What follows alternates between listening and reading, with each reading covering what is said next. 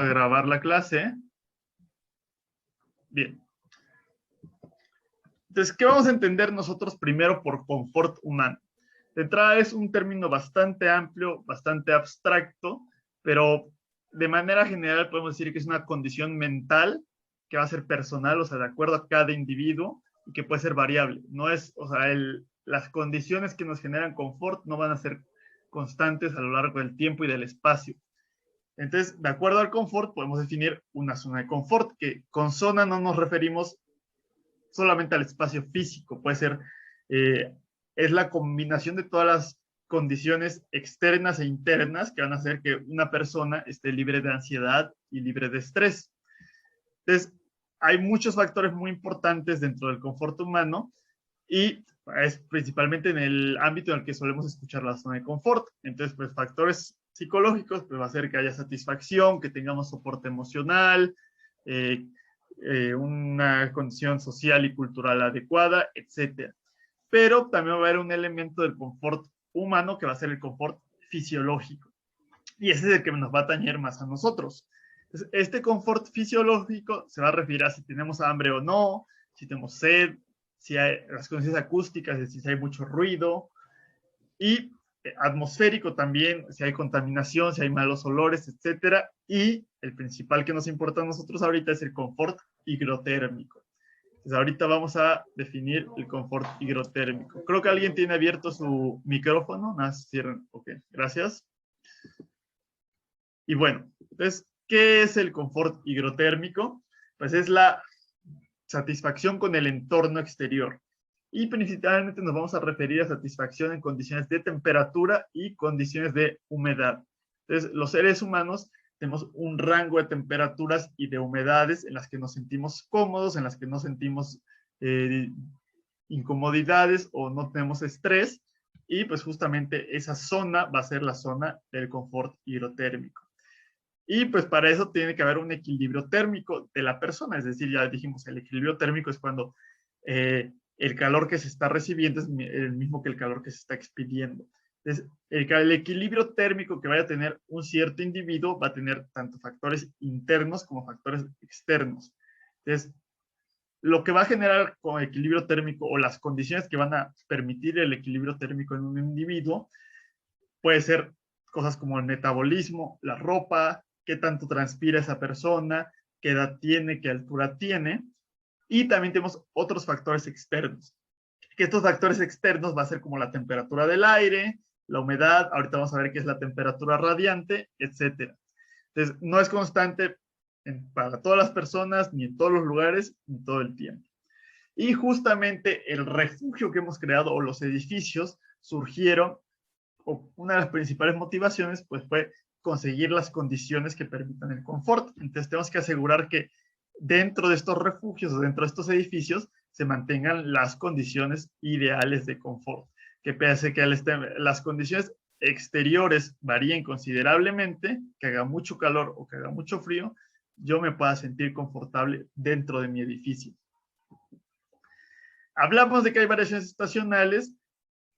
Aquí en México no es tan notable porque no varía tanto la temperatura de una estación a otra, pero en lugares de Europa donde podemos tener 30 grados en verano y tener menos 20 grados en invierno, sí es muy notable cómo cambian las condiciones anímicas y psicológicas de las personas. También el rendimiento laboral puede cambiar. Entonces aquí tenemos, las gráficas de arriba son las temperaturas que se tienen y las gráficas de abajo son los rendimientos que tienen las personas. Entonces ahí va variando también el rendimiento laboral de acuerdo a cómo va variando las condiciones a lo largo de las estaciones en un año. Y también no es el mismo estándar de confort que tienen las personas en un lugar o en otro lugar. Tenemos esta gráfica que es para varios lugares de Estados Unidos. Abajo tenemos la temperatura en grados Fahrenheit y en el eje vertical vamos a tener el porcentaje de personas que se encuentran confortables. Entonces podemos encontrar una gráfica, esta gráfica que es la de los hombres de San Antonio, podemos decir que la mayoría de los hombres se encuentran confortables a 71 grados. Pero aquí hay otra gráfica que van a ser hombres y mujeres de San Antonio abajo de 40 años y se van a encontrar ellos confortables a una temperatura ligeramente menor. Y los hombres de Minneapolis, como Minneapolis es mucho más frío, van a encontrarse confortables a una temperatura todavía más baja, de 70. Si encontramos la temperatura a la que se encuentran cómodos las mujeres de San Antonio, que son de 73 grados, se encuentran confortables el 85% de las mujeres de San Antonio. Pero si a esa temperatura únicamente el 60% de los hombres de Minneapolis se encontrarían cómodos. Entonces, como hay variaciones considerables, pues es difícil alcanzar un confort para todas las personas. Y por eso nos vamos a hablar mucho del porcentaje de la gente que está confortable. Nunca vamos a lograr que el 100% de las personas encuentren estas condiciones adecuadas. Entonces, hablamos del equilibrio térmico de las personas. Entonces, nosotros como individuos experimentamos transferencias o intercambios de calor entre nuestro cuerpo y el medio exterior. Y vamos a encontrar los 3 tipos de transferencia de calor. Si estamos sentados, por ejemplo, o en nuestros pies en contacto con el suelo, va a haber conducción de calor, va a haber convección con el aire y puede haber convección forzada si hay corrientes de aire. Si estamos bajo el sol, va a haber radiación solar, pero también las lámparas emiten radiación y estas superficies van a emitir radiación de onda larga. Y a su vez nosotros vamos a evaporarnos y vamos a convertir el calor sensible en calor latente. No analizamos mucho la clase pasada de la evaporación porque es un poco más complicado, pero bueno, también es otra forma de convertir calor, ya sea en sensible y en latente. Y vamos a hablar también de eso en las clases subsecuentes. Entonces, dijimos que había muchos factores internos y externos que generaban el confort. Entonces, el primer factor y uno de los más importantes va a ser el metabolismo. ¿Cuál actividad metabólica tiene una persona? Pues va a incidir en qué condiciones se siente cómodo. Entonces, tenemos que definir en unidades que podamos entender o que podamos manejar qué es el metabolismo. Entonces, vamos a hablar primero del metabolismo basal, que es las condiciones en las que estamos sentados y en reposo. Y aproximadamente una persona en estas condiciones de metabolismo basal va a emitir 52 o va a generar 52.8 watts por cada metro cuadrado de superficie de la piel. ¿Ah?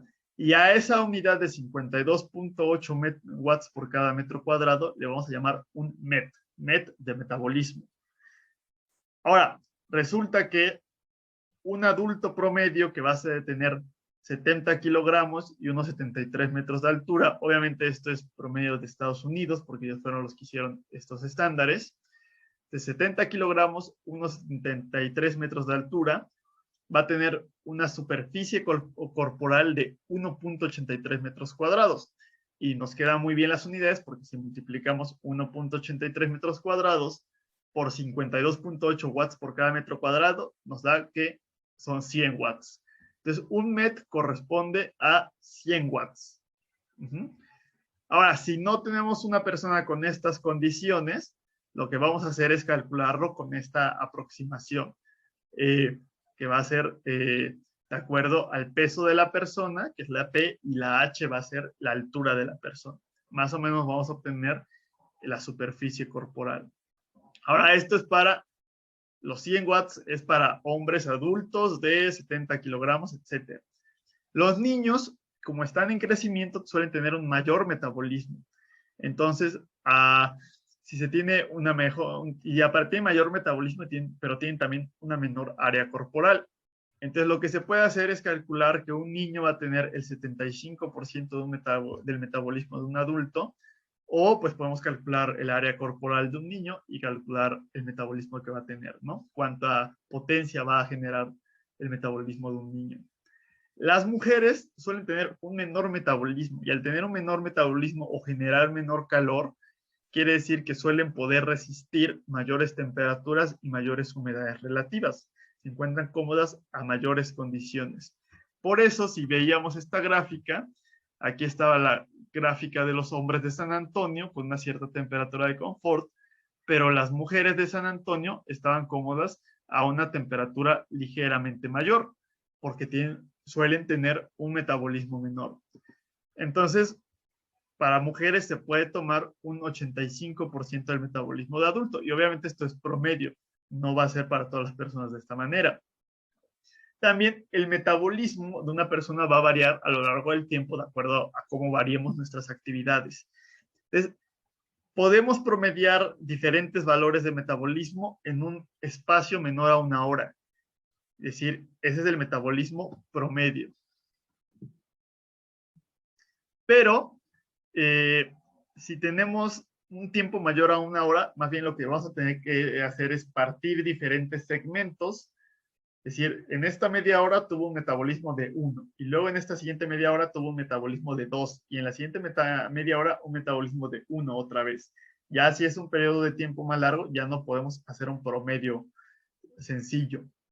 Y también cuando es muy alta la actividad metabólica de una persona, cuando supera un valor de 2, entonces ya su duración es considerable y los valores o los cálculos que vamos a ver ya no van a aplicar.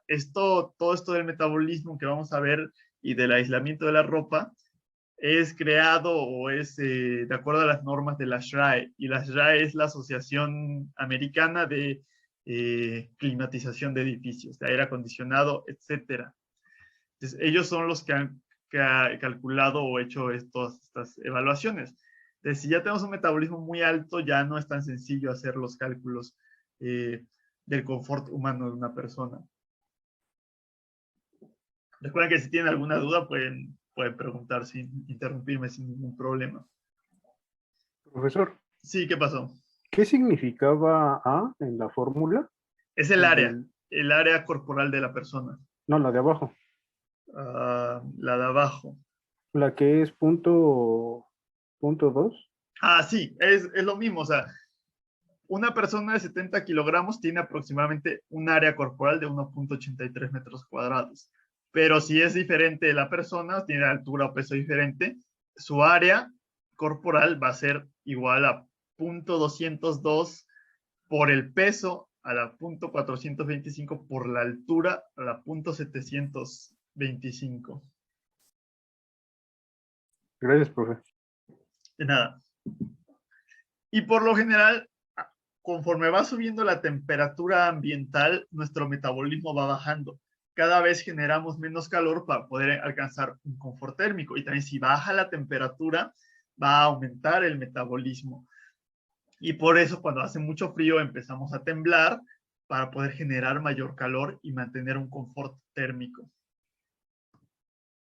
Y bueno, aquí viene, o sea, pueden ver ustedes la norma 55 de la SRAE, que vienen varias tablas y viene a qué actividad corresponde cuántos METs. Y esa está en la bibliografía que les acabo de subir hace poco. O si no, pues aquí tienen muy aproximado si una persona sentada produce 1 MET, escribiendo en una computadora 1.1 METs, pero ya haciendo alguna actividad, un ejercicio, ya es muchísimo. Podemos corriendo, son 8 METs. Entonces ya no es tan sencillo hacer el cálculo de cómo se encuentra el confort térmico. Y de hecho, muchas veces cuando estamos haciendo este ejercicio, no estamos en confort térmico, sentimos un calor considerable. Bueno, aparte, ya dijimos, uno de los factores es el metabolismo o el calor que está generando una persona. Después de esto vamos a tener otro elemento que va a ser la vestimenta, y la vestimenta va a fungir como un aislante, crea una capa entre el exterior y nosotros y va a modificar la transferencia de calor que estamos teniendo, y por eso hay que medirla también para poder saber qué confort térmico va a tener una persona.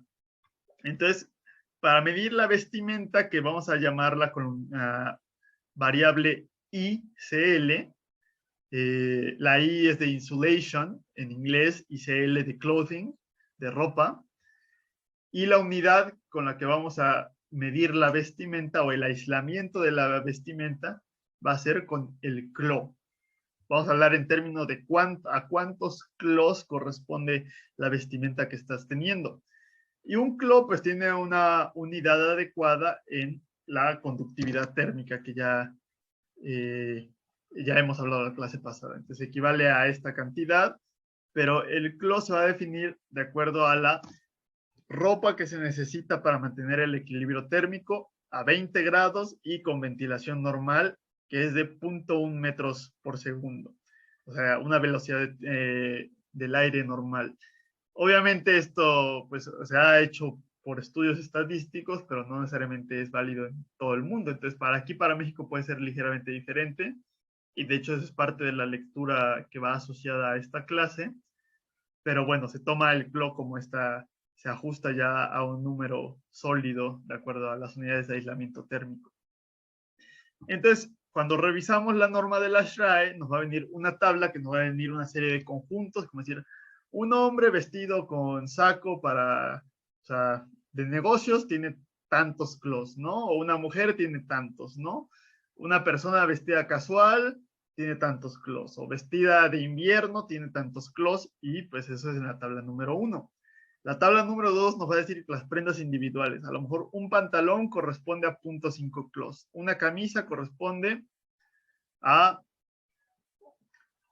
un clo, por ejemplo. Entonces son valores así que le estoy dando al aire. Y lo que podemos hacer es sumar, o sea, ver cómo va vestida una persona, sumar todos esos valores y ver cuál es el valor de aislamiento de ese conjunto de vestimenta. O si yo tengo un conjunto y le quiero quitar o agregar algo, pues puedo tomarlo de la segunda tabla. Además, hay otro factor que va a tener influencia en el aislamiento, que va a ser el mobiliario. O sea, si yo estoy sentado en un sillón, mi espalda va a tener cierto aislamiento, y pues también mis piernas donde esté sentado. Pero como nos estamos moviendo y cada que me mueva, o sea, si yo tengo mi espalda pegada al respaldo, tengo un valor de aislamiento, pero si me separo, ya estoy perdiendo ese aislamiento. Entonces, como el aislamiento o bueno, la cama, de acuerdo a cómo esté yo acostado, va a ser el aislamiento que me va a dar la cama. Va a ser cuánta superficie de mi cuerpo está pegada a la superficie de la cama, o cuántas sábanas tengo. Entonces, como es muy difícil de medir, porque se puede mover una persona, pues no lo vamos a considerar.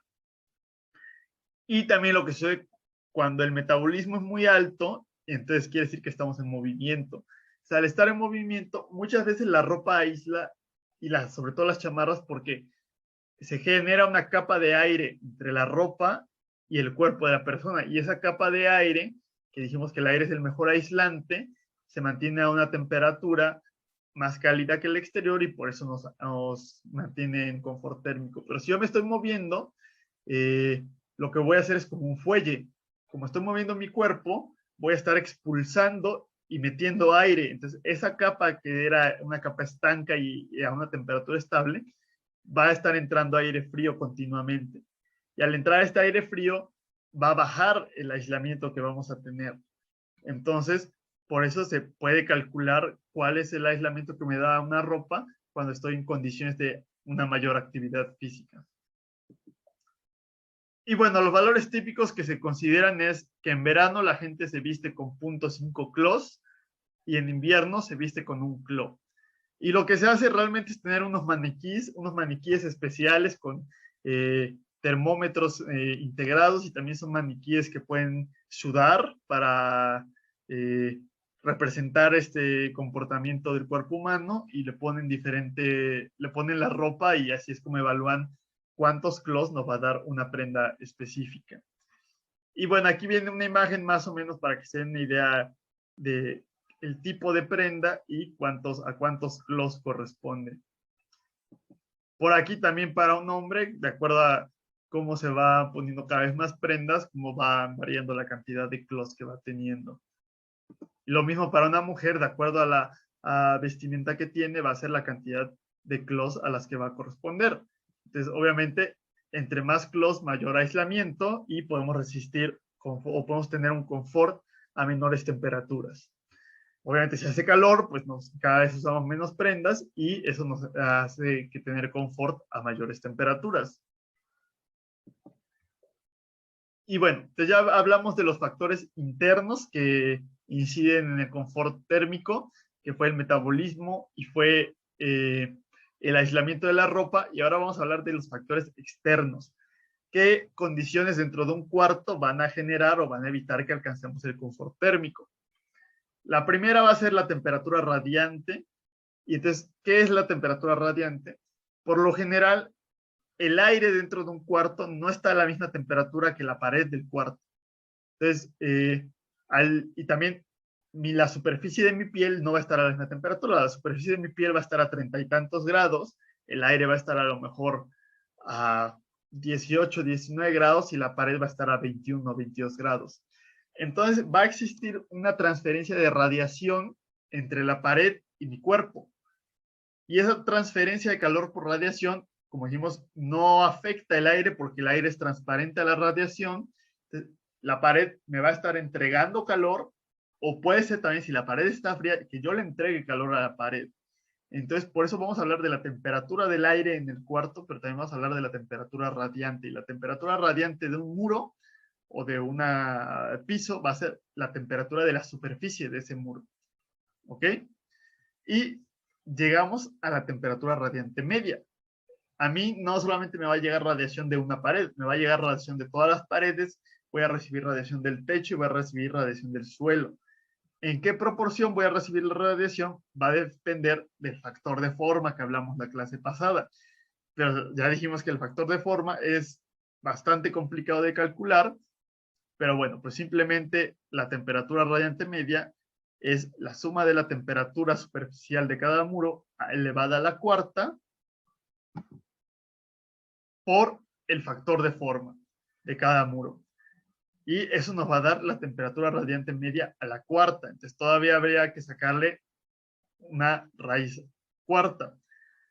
Como eso es bastante complicado y es muy impráctico, se suele simplificar y simplemente decimos que el factor de forma va a ser un sexto para cada pared. En un cuarto más o menos cuadrado o rectangular, cada pared va a aportar la misma cantidad de radiación. Entonces, pues simplemente lo que voy a hacer es multiplicar la potencia a la cuarta de la temperatura radiante o la temperatura superficial de cada muro, lo multiplico por un sexto y ya estoy obteniendo mi temperatura radiante media. Y justamente, ¿por qué es importante la temperatura radiante? Si ustedes van al exterior, lo van a sentir inmediatamente.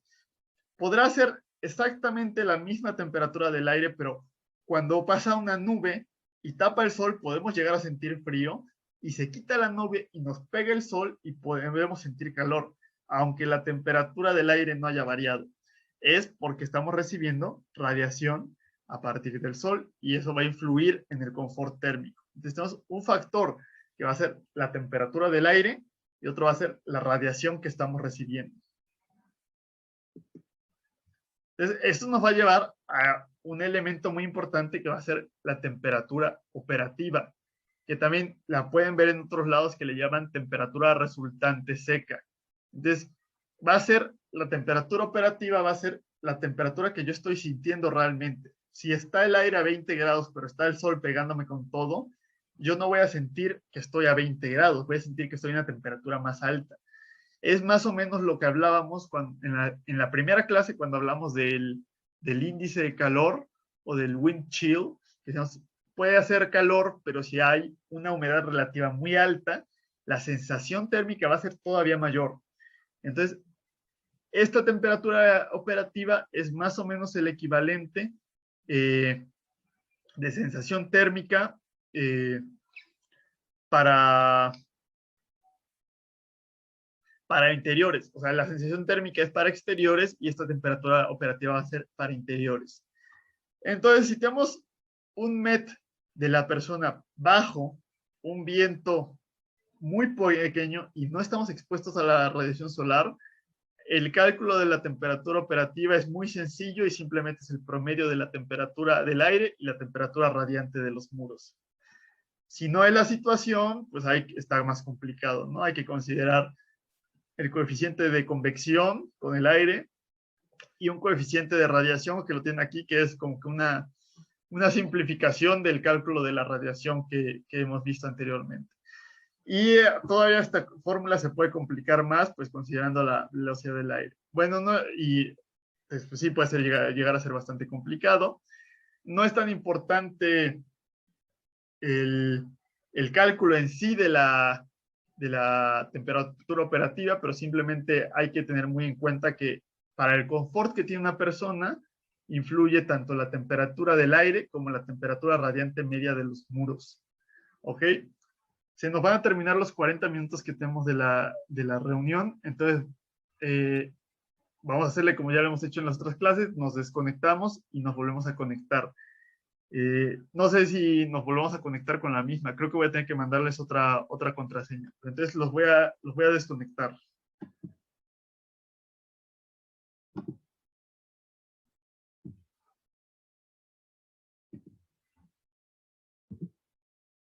Listo. Entonces dijimos que la temperatura operativa es la temperatura que vamos a sentir en el interior de un cuarto de los humanos y es una mezcla de la temperatura radiante de los muros, o sea, la temperatura superficial de los muros y la temperatura del aire. Y pues es un cálculo complicado, pero de manera muy simplificada se puede tomar como un promedio. Y ahora eso sí nos va a llevar a lo que nos importa, qué condiciones de temperatura generan confort en las personas. Entonces, hay, hay varias formas, varios métodos de calcularlo. Vamos a ver el primero, que es el método de adaptación. El método de adaptación es para lugares con ventilación natural y control térmico natural. Es decir, si dentro del método, si en el lugar donde estamos hay aire acondicionado, ya no podemos aplicar el método de adaptación, pero en la mayoría de las casas aquí en México, o por ejemplo en la universidad, en las aulas, no tenemos control térmico, ni tenemos ventilación. Entonces podríamos aplicar el método de adaptación. Y en mucho de esto del diseño bioclimático, que es lo que nos interesa en esta clase, pues vamos a poder aplicar justamente el método de adaptación. Entonces, tiene sus limitantes, tiene que haber un valor de 1 a 1.3, y lo que vamos a hacer va a ser medir o estudiar cuál es la temperatura media en el exterior.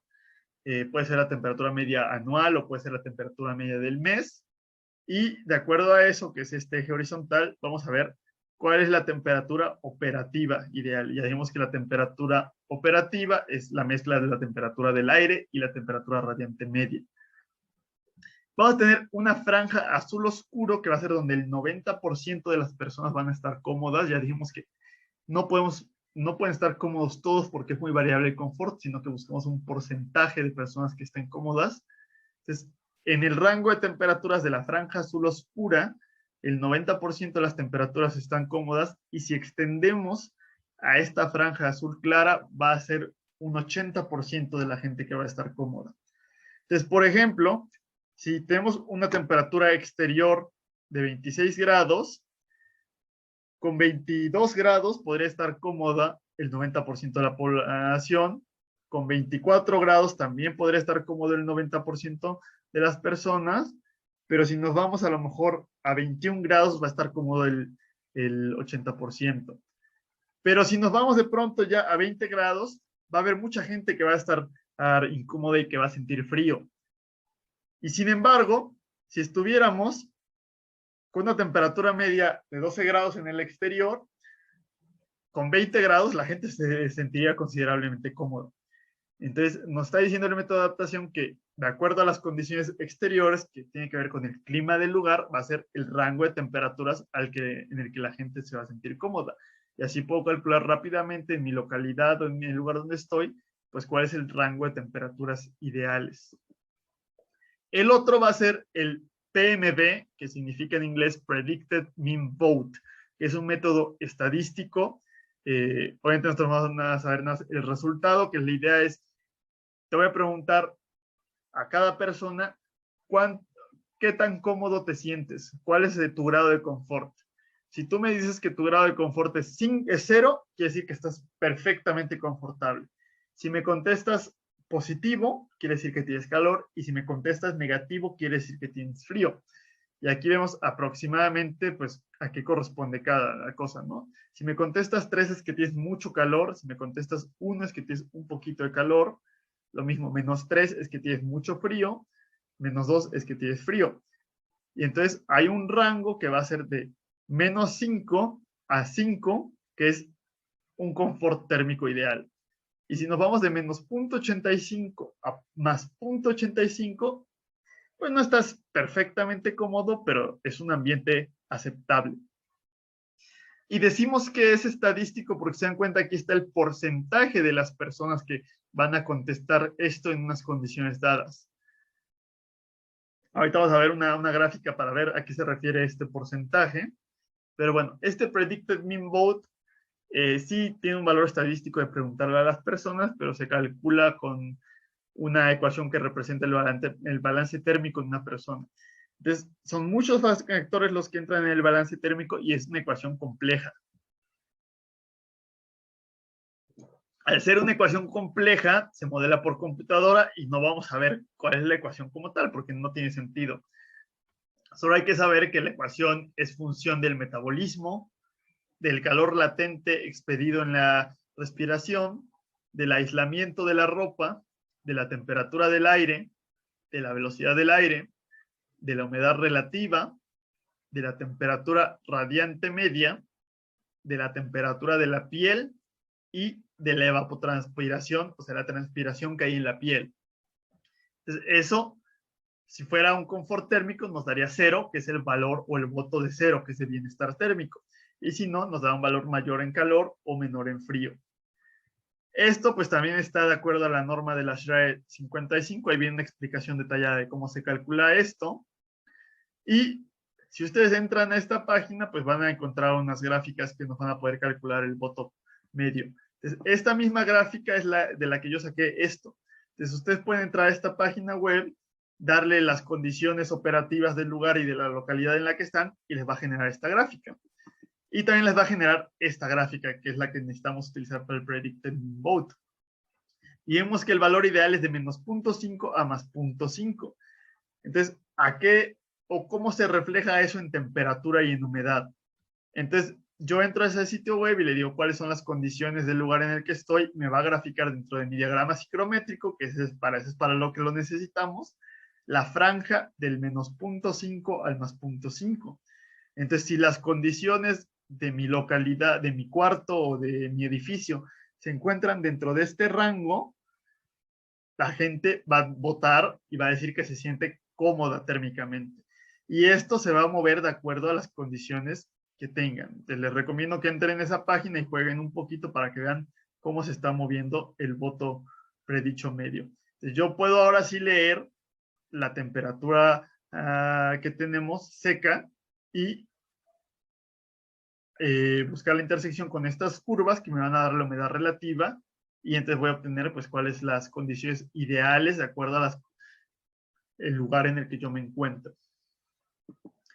Y lo mismo, aquí tenemos otra gráfica. Esta, de hecho, la saqué en la clase pasada, les puse una liga donde podían ustedes obtener su propio diagrama psicométrico. Entonces, tienen una opción para generarles esta gráfica del Predicted Mean Vote y pues lo que va a darles es el rango en el que la gente responde que está neutral, cómo va aumentando la temperatura y la humedad y la gente va respondiendo que cada vez tiene más calor, o cómo va bajando la humedad y la temperatura y cada vez la gente responde que tiene menos calor. Entonces, no solamente nos estamos refiriendo al confort de la temperatura, sino al confort de acuerdo a la humedad relativa. Y para eso nos va a servir a nosotros el estar leyendo el diagrama psicométrico. Y ahora sí, por eso les digo que el Predicted Mean Vote es un estudio estadístico, porque aquí de hecho tenemos una curva que es muy parecida a la distribución normal, tiene una kurtosis un poco más alta, es decir, está un poco más alargada, si recordarán de sus clases de probabilidad. Entonces, de acuerdo al Predicted Mean Vote, yo puedo calcular cuál es el Predicted Percentage of Dissatisfied. Entonces, quiere decir cuál es el porcentaje de personas que no van a estar satisfechas de acuerdo a las condiciones. Entonces, si el voto promedio es de 0, únicamente como un 5% de la gente va a decir que no está cómoda. Pero si el voto es de 1.5, casi la mitad de las personas me van a decir que no están cómodas, porque todo el mundo va a tener calor. A lo mejor la mitad siempre sucede que cuando hace mucho frío vemos a una persona en mangas de camisa y le preguntamos, oye, ¿no tienes frío? Y la persona está bien cómoda, ¿no? Pero la mayoría de los demás sí tienen frío. Entonces, eso es lo que nos está dando este valor estadístico, que no es igual para todos. Hay una dispersión de las condiciones de confort. Lo que estamos buscando es que la mayoría o el porcentaje más alto se encuentre en las condiciones de confort higrotérmicos.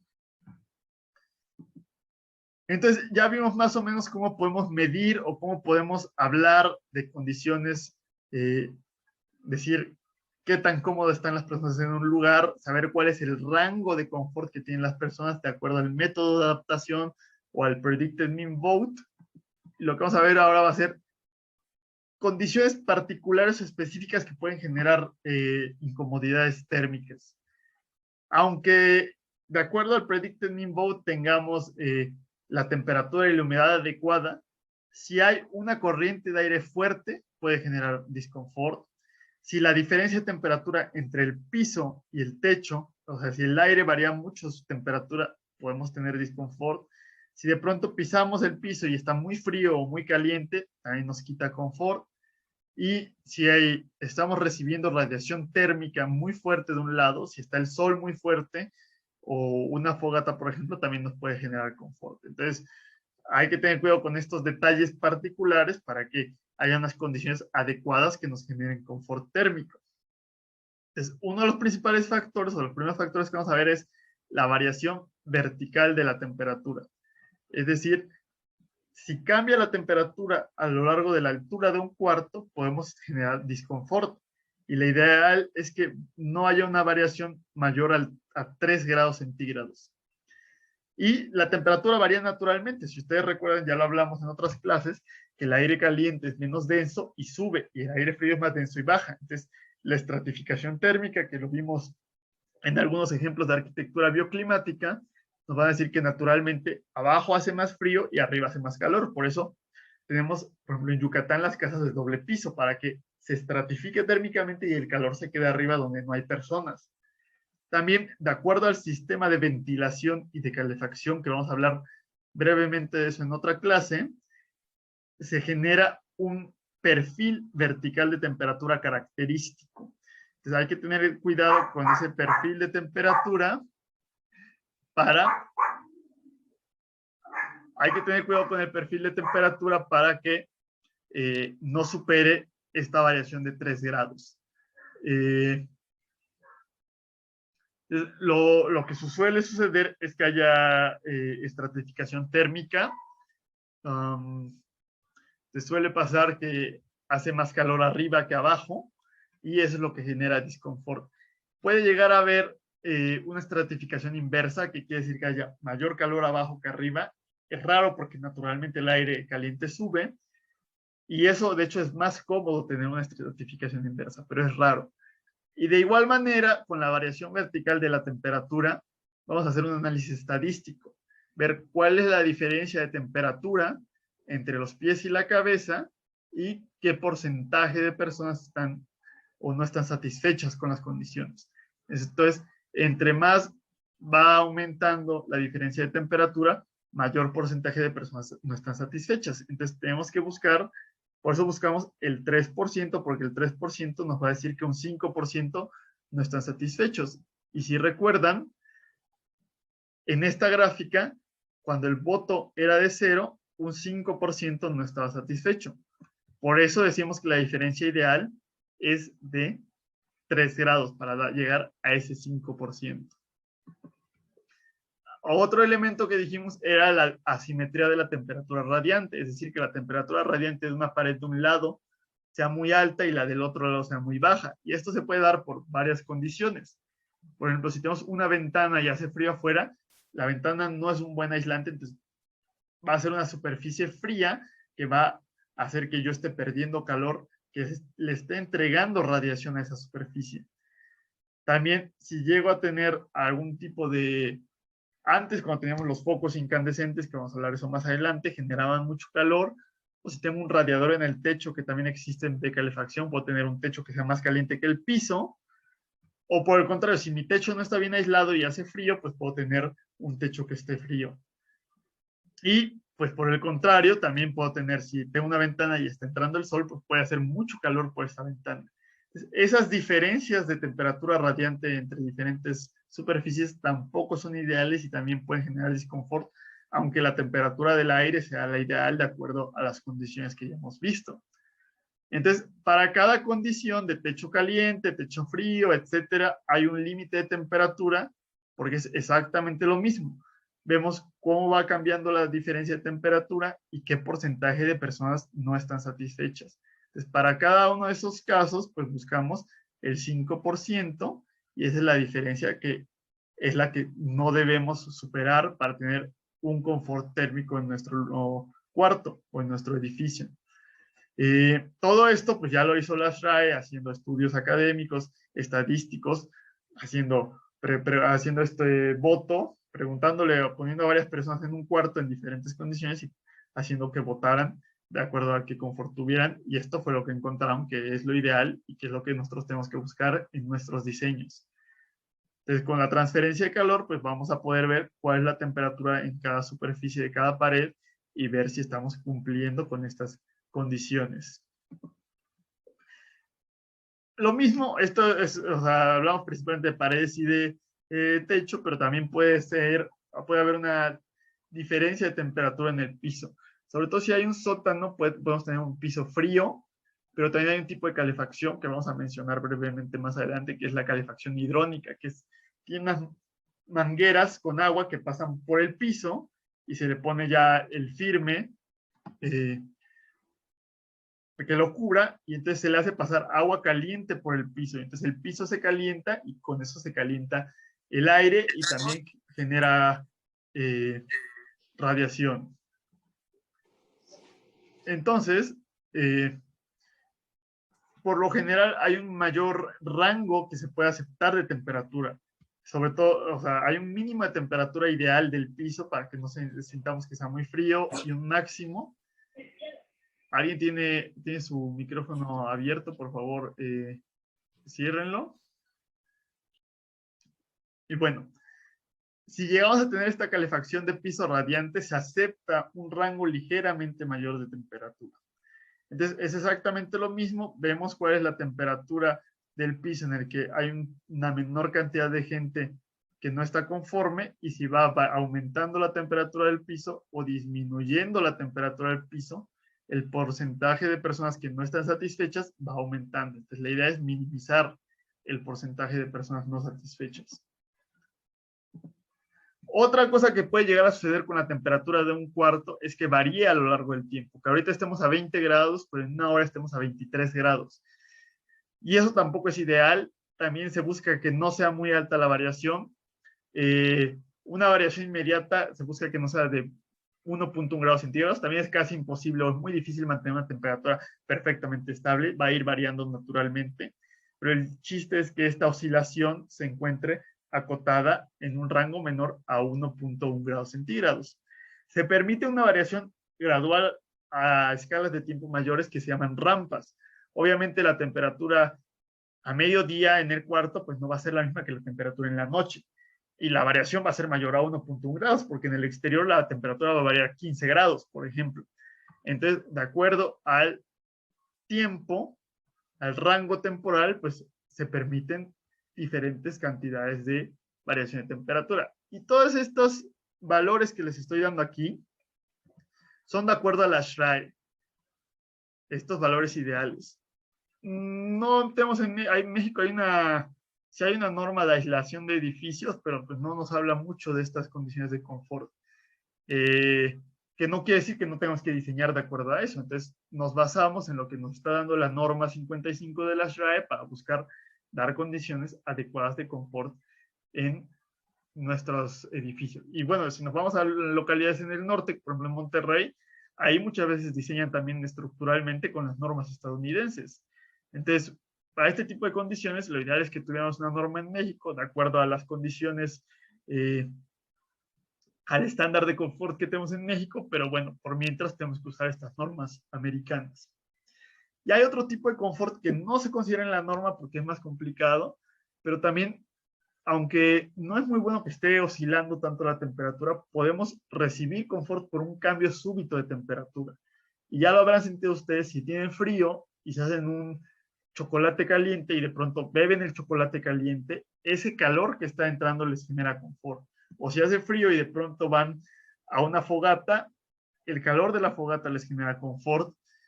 O si hace mucho calor y abren una cerveza fría, también ese líquido frío les está generando confort. Entonces, también no se consideran las normas porque pues, es muy difícil de diseñar. Lo que ven aquí es que la norma busca, y es lo que se busca con el aire acondicionado, que sea lo más estable posible, pero nos estamos negando un poco la posibilidad de tener este confort que puede haber por cambios de temperatura. Pero en la norma no se contempla. Y bueno, para poder alcanzar el confort también tiene que haber una velocidad del viento adecuada. Si el viento es muy fuerte, no nos sentimos confortables y en el interior pues se pueden empezar a volar hojas, etcétera. Entonces, también vamos a considerar dos posibilidades, que es que pueda haber control de velocidad o que no pueda haber control de velocidad. Eso, con control de velocidad nos referimos a que yo cerca de mi escritorio o en el cuarto en el que estoy pueda tener una perilla donde pueda variar la velocidad, si tengo un ventilador pueda mover la velocidad del ventilador. Y si no hay control, pues entonces nuestro sistema de aire acondicionado está totalmente centralizado y pues alguien decidió cuál es la temperatura ideal, ¿no?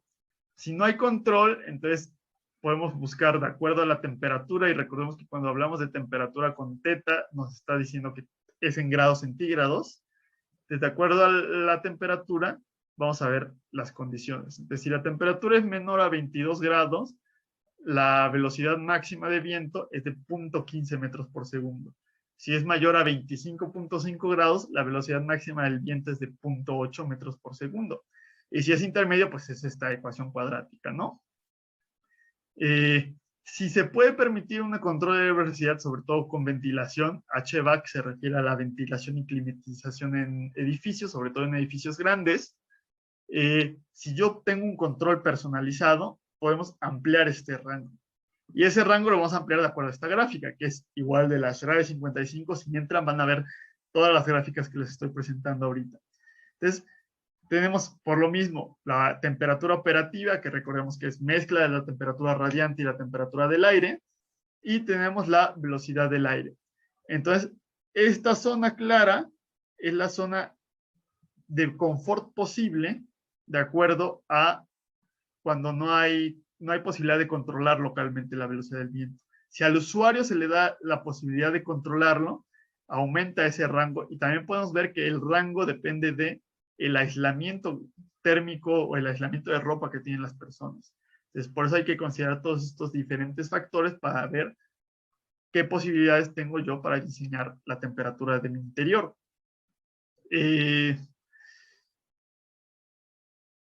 Pues sí, o sea, es esa situación. Entonces, algo muy importante en el confort, que es importante mencionar, es que es mucho psicológico. El confort higrotérmico también. Es decir, con que las personas tengan la posibilidad de variar la velocidad del viento, o con que tengan la posibilidad de variar la temperatura, aunque no la varíen ellos, ese control que sienten que tienen las personas aumenta el confort que tienen. En iluminación también va a ser importante que con que las personas sientan que tienen la capacidad o que tengan la capacidad de poder cambiar la iluminación del cuarto, eso va a ampliar el rango de confort que van a tener. Y entonces es importante considerar esa parte psicológica. Y bueno, otro elemento importante que toma más importancia ahorita en el marco del COVID es la emisión de dióxido de carbono. Nosotros como humanos pues, generamos dióxido de carbono al exhalar, y si no hay ventilación, ese dióxido de carbono se va acumulando.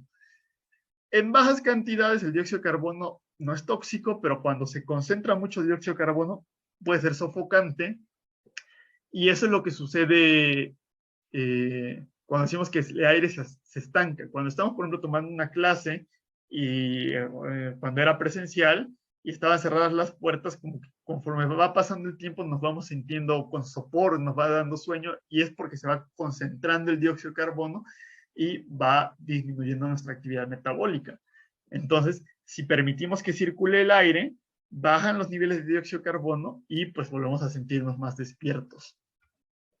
Entonces, hasta 1% de CO2, que son 10.000 partículas por millón, eso nos genera adormecimiento. Más allá del 1% ya sería tóxico y puede ser letal.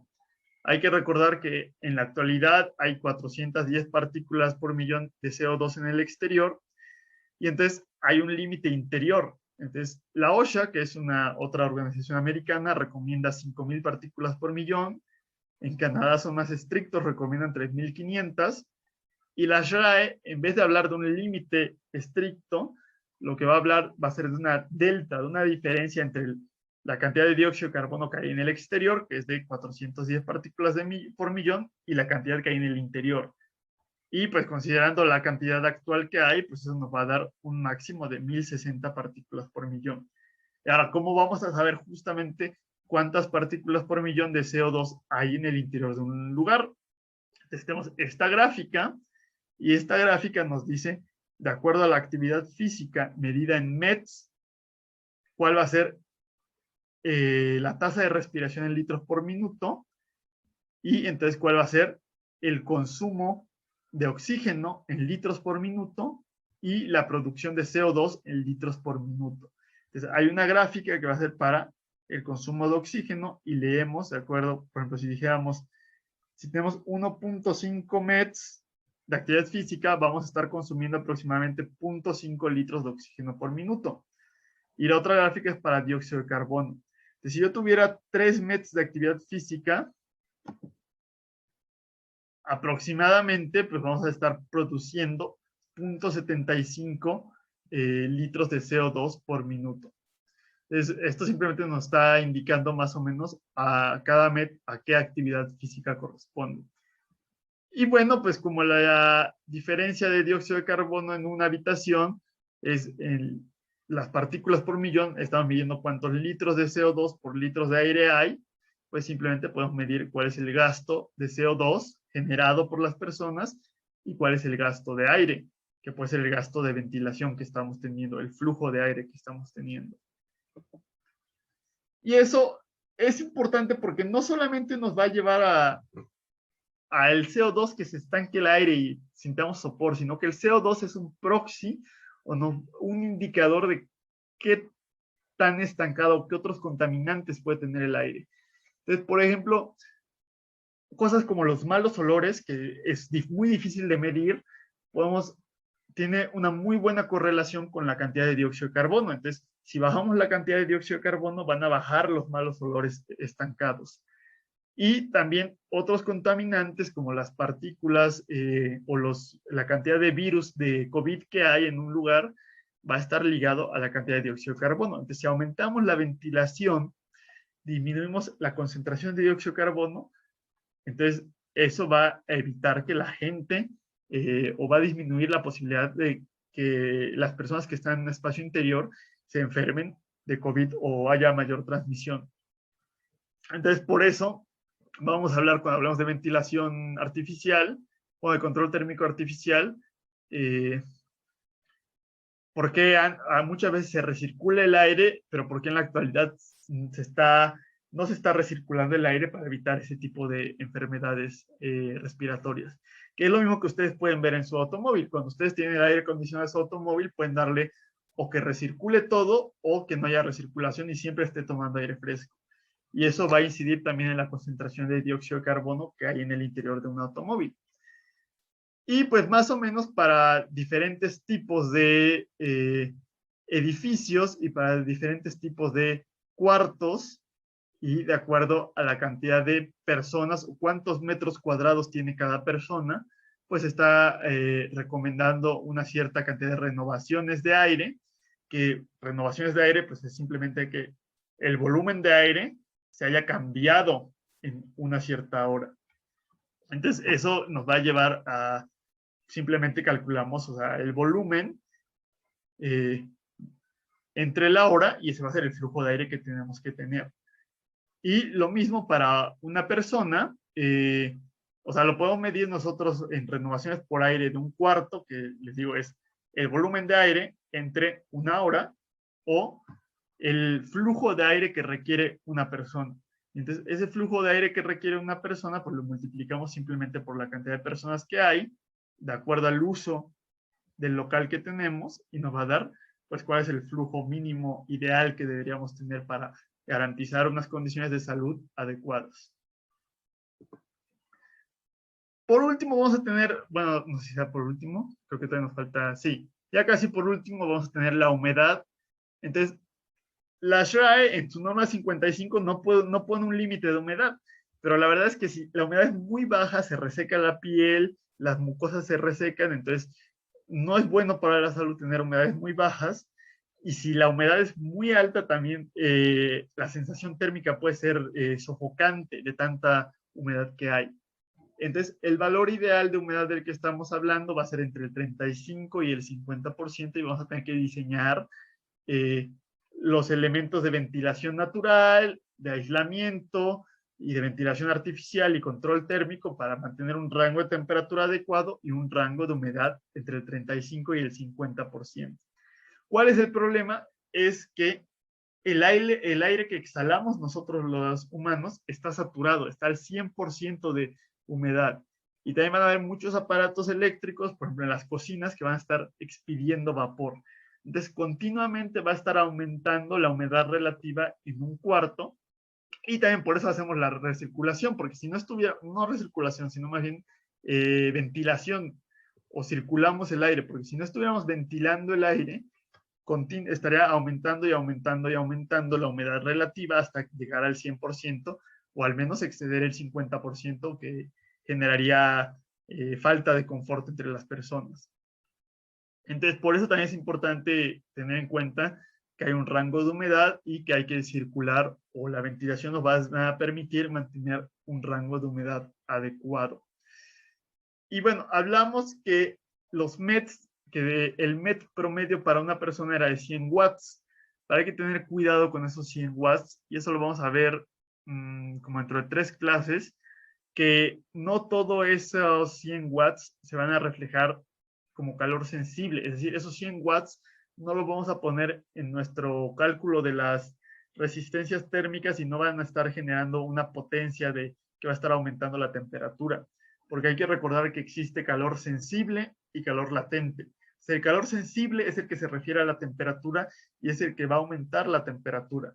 Y en nuestro diagrama psicométrico tenemos el eje horizontal, que es la temperatura. Entonces el calor sensible estaría moviéndonos horizontalmente en el diagrama psicométrico, y eso lo vamos a ver en otra clase más adelante.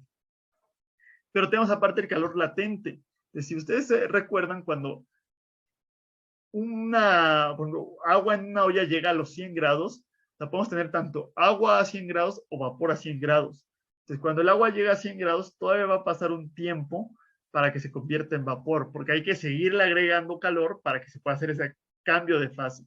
Entonces, justamente esa cantidad de calor que hay entre el agua y el vapor a 100 grados va a ser el calor latente. Entonces, al expedir nosotros vapor de agua en nuestra respiración, estamos expidiendo calor latente, porque ese vapor guarda cierto calor que le permite estar como vapor y no como agua. Entonces, nuestro metabolismo se va a dividir tanto en calor sensible como en calor latente. Y el calor sensible principalmente lo vamos a emitir por conducción y por convección. El calor latente lo vamos a emitir por evapotranspiración. Entonces, no solamente es la exhalación, sino también cuando sudamos y el sudor se evapora, eso va a ser calor latente. También va a haber una parte del calor sensible que se va a convertir en radiación. Pero ya vimos la clase pasada que el cálculo de radiación es bastante complejo. Entonces, por el momento no vamos a tomar en cuenta esa parte de la radiación que nos llevaría a la temperatura radiante media de los muros.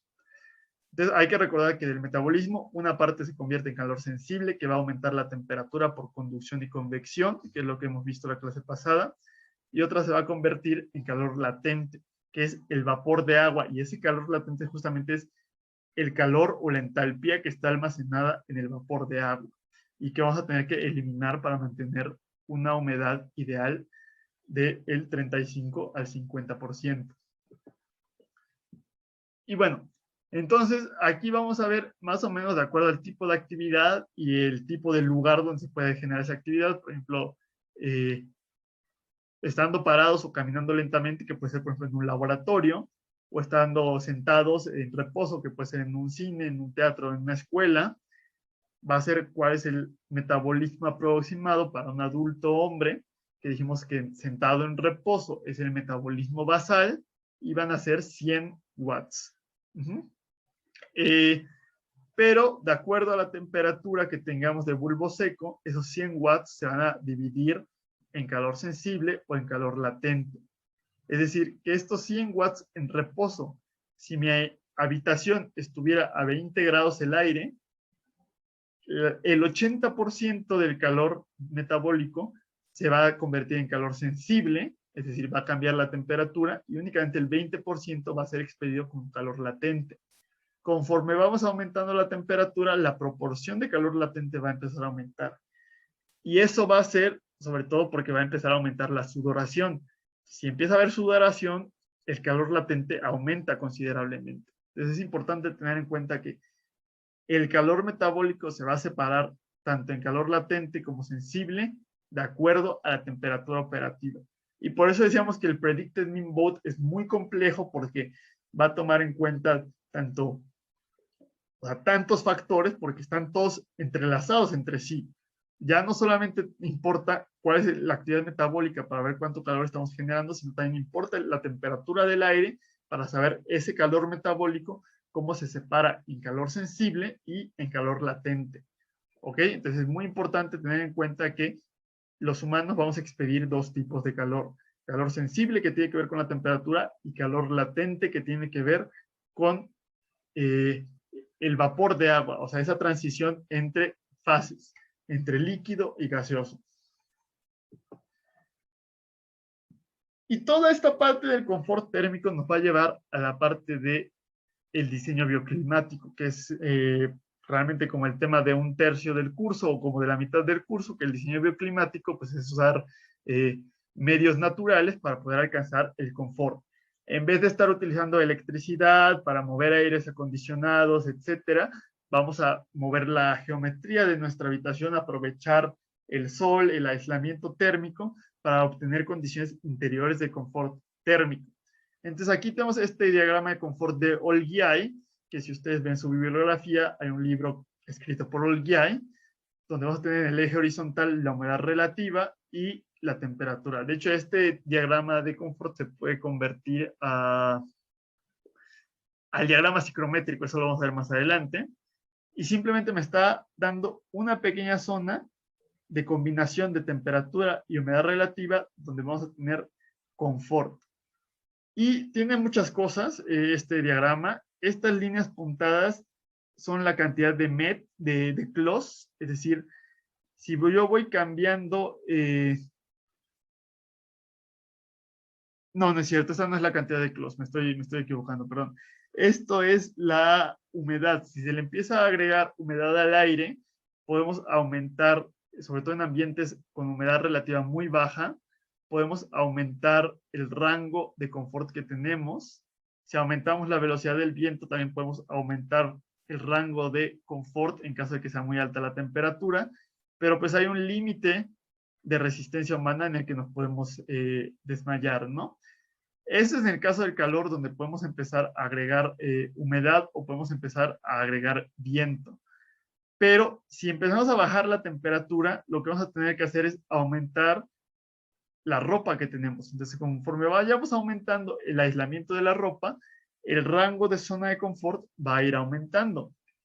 También, si empezamos a permitir que haya radiación solar, va a empezar a aumentar el rango de confort. Nos va a volver a botar dentro de pronto, entonces vamos a dejar que se desconecte y ahorita nos volvemos a conectar, ya casi acabamos con la clase. Y entonces, el chiste es que hay una zona de confort, una combinación de temperatura y humedad relativa, y que el objetivo del diseño bioclimático, obviamente, el clima del lugar no va a caer dentro de esta zona de confort, porque hemos habitado todas las zonas